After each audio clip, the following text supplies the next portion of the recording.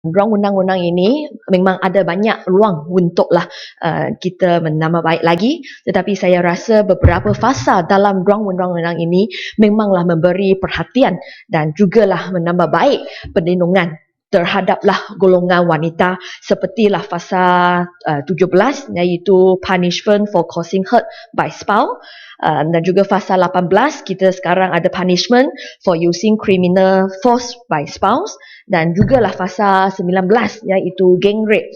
Tetapi saya rasa sepertilah yang telah disebut olehlah yang berhormat Bagan dalam ucapan beliau tadi, pada pertamanya kita kita tak ada nampak ada satu section yang baru untuklah logo dalam perkahwinan. Dan selain daripada itu, saya rasa bagaimana kita nak mengelakkan bahawa ada perogoh yang cubalah lari daripada hukuman denganlah cara berkahwin denganlah mangsa rogoh itu. Dan sebenarnya kes sebegini memang berlaku di negara kita. Pada tahun ini kita adalah satu peristiwa di kalau tak silap di Sabah, di mana seorang lelaki yang berumur 40 tahun, beliaulah pergi ke mahkamah session, dan sepatutnya beliau atau dia sepatutlah didakwa dibawa untuklah kesalahan rogoh, kes rogoh. Tetapi apabila beliau pergi ke mahkamah session, beliau dia maklumkan mahkamah bahawa dia sudah kahwin denganlah mangsa beliau yang hanyalah umur dia 14 tahun.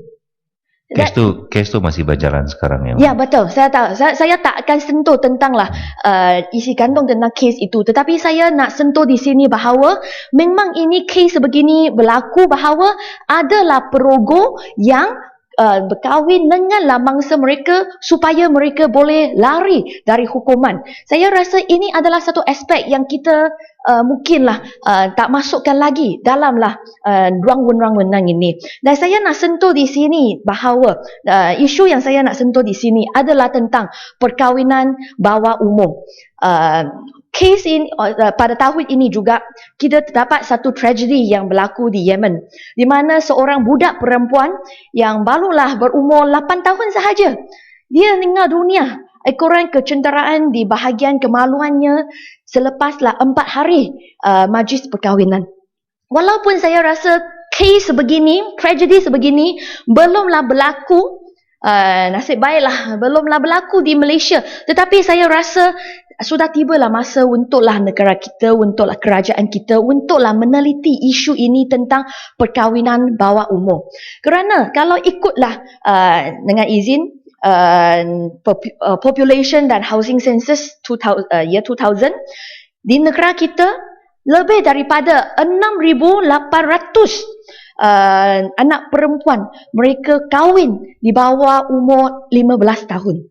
Dan di antaranya 2,450 orang adalah datang dari golongan Melayu, 1,550 adalah datang dari golongan Bumiputra. Untuk golongan orang Cina juga adalah 1,600 kes, dan juga masyarakat India 600 kes, dan untuk kaum lain-lain juga ada 600 kes. Ini menunjukkan bahawa perkahwinan di bawah umur ini dia bukan satu masalah untuklah satu kaum ataupun satu masyarakat sahaja, tetapi ia adalah menyeluruh. Dia adalah satu isu yang menyeluruh di masyarakat seluruh Malaysia. Dan kajian jugalah menunjukkan bahawa di antara mereka yang kahwin di antara tahun 10 sampai 14 tahun, sudah terdapat 235 daripada mereka di mananya suaminya telah meninggal dunia ataupun mereka sudah bercerai. Biarlah kita bayangkan begitu banyak, lebih 235 kes bahawa suami telah meninggal dunia, walaupun mereka hanyalah berumur 14 tahun, dan jugalah terdapat 77 kes di mana mereka telah bercerai. Jadi saya rasa ini adalah satu isu ataupun fenomena yang cukup serius, dan saya harap bahawa kerajaan kita terutamalah Menteri Undang-Undang kita bolehlah memberi perhatian terhadap kes sebegini. Kerana perkahwinan di bawah umur ini ada banyak kesan buruk. Sepertinya kematian berkaitan kehamilan adalah punca utama kehilangan nyawa di kalangan remaja yang berumur 15 tahun sampailah 19 tahun.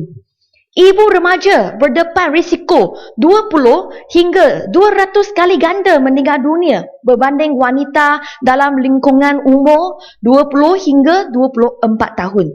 Dan kematian baby yang dilahirkan ibu remaja juga 2 kali lebih tinggi berbanding ibu dewasa. Kajian juga menunjukkan bahawa perkahwinan bawah umur juga boleh memberi kesan kepada kesihatan mental, emosi, sosial dan kerohanian remaja. Kajian menunjukkan bahawa remaja yang berkahwin sebelum umur 18 tahun kehilangan 4 tahun persekolahan berbanding orang yang berkahwin lebih lewat. Alam persekolahan ini bukan sekadar tempat untuklah menimba ilmu pelajaran. Di situlah berlakunya perkembangan personality, persediaan melangkah ke alam dewasa yang secara tidak langsung menyumbang kepada kesejahteraan keluarga dan masyarakat serta kemampuan menjana ekonomi keluarga. Dan anak daripada ibu yang kurang berilmu mempunyai kecenderungan mengulangi corak hidup sama seperti ibu mereka. Remaja perempuan yang kahwin awal juga kerap berhadap isu ditinggalkan sama ada perceraian atau perpisahan.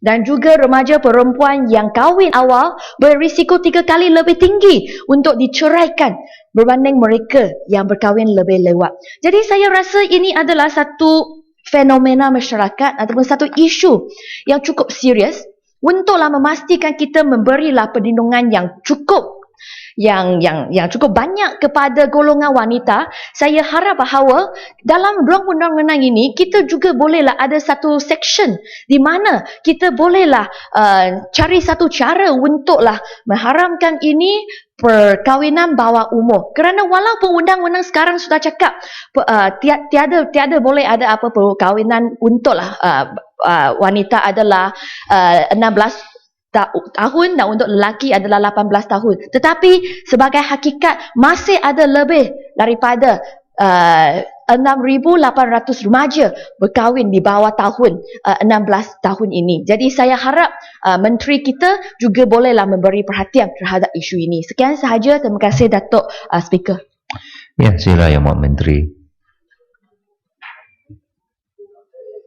Terima kasih Tuan Ketua. Terima kasih